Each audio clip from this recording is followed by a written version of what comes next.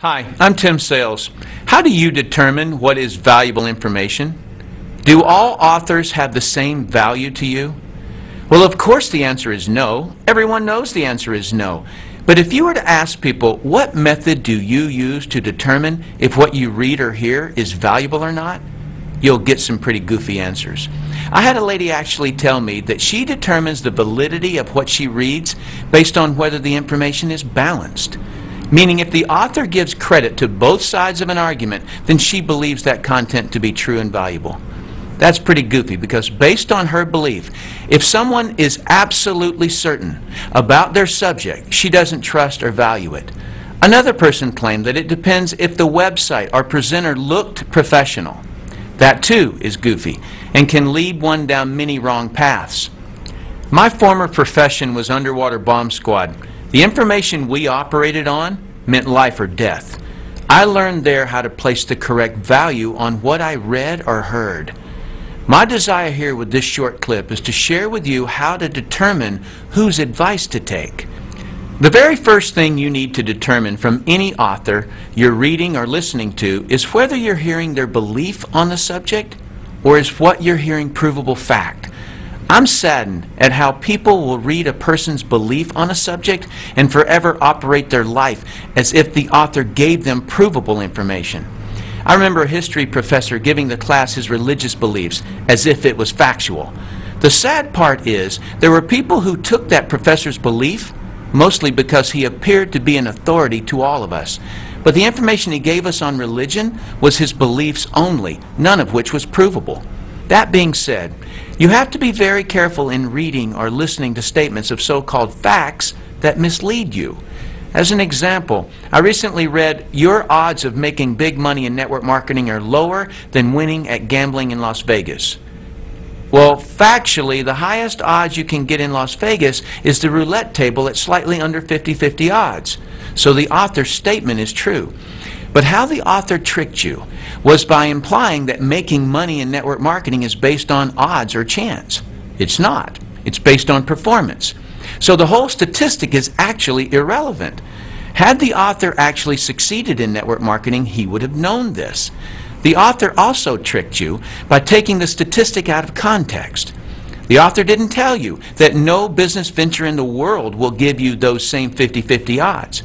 There is no money-making concept in the world where 50% of the people who try it make big money.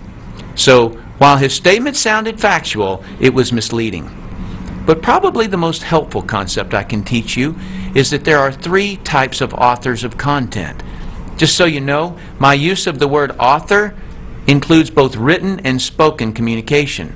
Here are the three types of authors: those who have never done it, those who have done it and failed, those who have done it and succeeded. Author type number one are authors who have never done what they're writing or talking about. Newspapers, magazines, television writers, and reporters rarely have done what they're writing or talking about. Their information comes from hearsay and as an outsider looking in. Many attorneys, professors, parents, and in-laws give advice on subjects they've never done. The majority of the books at the bookstore are from authors who have never done what they're writing and talking about. They can write or speak about it, but cannot succeed at doing it. Their advice is rarely sound because it's based on invention, another person's information, or hearsay. This problem is compounded when an author simply repeats something they heard from the media. Now there are two layers of people who can't do what it is they're talking about, but think they know something about it. Authors who have never done what it is that they're writing about or who have never succeeded at it cannot possibly place the correct importance on the subject. You can always identify authors who have never done it because their content is slightly or grossly off the correct subject. As an example, I read a web article claiming that multi-level marketing success was mathematically impossible. Do you see what I mean about authors writing about what they've never done? He completely missed the subject. And as for his mathematical theory, that's like claiming that it's scientifically impossible for a bumblebee to fly. Has it ever occurred to that author to just look? The MLM industry sells $109 billion worth of products and thousands of people earn millions of dollars. Plus the oldest MLM company is still growing. Author type number 2 are authors who have failed at what they're writing or talking about. When someone has failed at what they write or talk about, it is common for them to be critical of the subject and those who do it. When someone is critical of something, they are inclined to find fault with it. Why? Because something about the subject is a complete mystery to them, and they feel inadequate. They obviously couldn't figure out some part of it, and they quit before they ever found out. Take, for example, a person who wanted to be a real estate investor but failed at it. He will project his negative experience onto whatever he writes or says about the business. He'll typically write and talk about what's hard, wrong, or dangerous about real estate. Why? Because he never figured it out, and someone who succeeds at it proves his inadequacy on the subject of real estate. His worst nightmare is people succeeding at real estate investing. His negativity may focus on the aspect of real estate investing that caused him to fail, but more than likely he doesn't know why he failed. So he tries to make everything about real estate wrong, including anyone who does real estate. Just a warning, on every subject there are more people that quit at it than people who succeed. So you may find much more negative information about your subject than positive information. Do not take advice from authors who have quit at what they write or talk about. They are resentful and do not want you to succeed where they failed.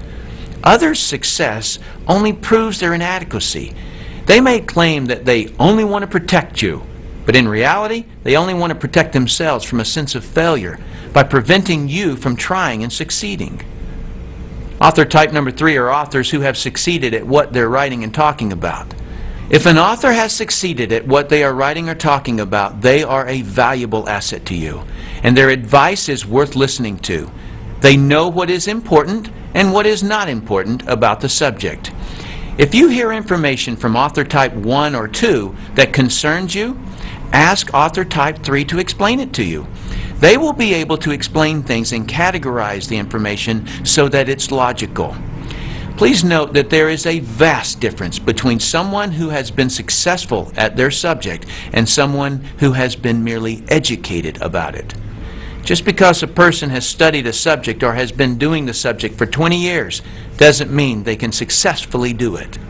A beautician can study all about hair. That doesn't mean she can cut hair to her client's satisfaction. A psychiatrist may have been able to listen to her teachers and may have been able to read the required textbooks and may have even been able to pass the state board examination on the subject. But can she fix another person's problems? If she can't, don't take her advice. A student who has been educated on a subject has only proven that she can be a successful student. She has not proven that she can successfully perform in the subject. The person you should accept advice from on a subject you're researching is the person who has gotten the results you desire. If you want to succeed, take the advice of those who have been successful. In conclusion, the easiest advice in the world to give or receive in business or money-making ventures is don't do it. But keep this idea in your mind about money. The most amount of money you'll ever lose is the amount you'll never make.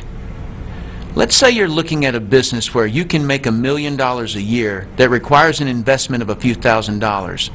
There are people making that amount in the business you're researching, but someone gives you the simple advice of don't do it. So you don't. You may think you saved a few $1,000s, but what you really lost was $1 million a year. The cost of that poor advice you took was way more expensive than the few $1,000s you saved. If you read a website or listen to someone that is recommending you not do a particular business, just ask them for a better alternative where the same return is available. And of course, don't take their advice unless they've succeeded in the business they're recommending. I personally do not have a stake in what you choose to do in network marketing.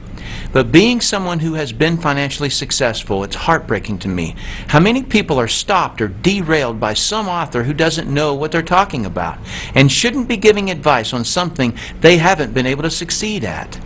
Thanks for watching this clip. I hope this information helps you to determine whose advice to take. I'm Tim Sales.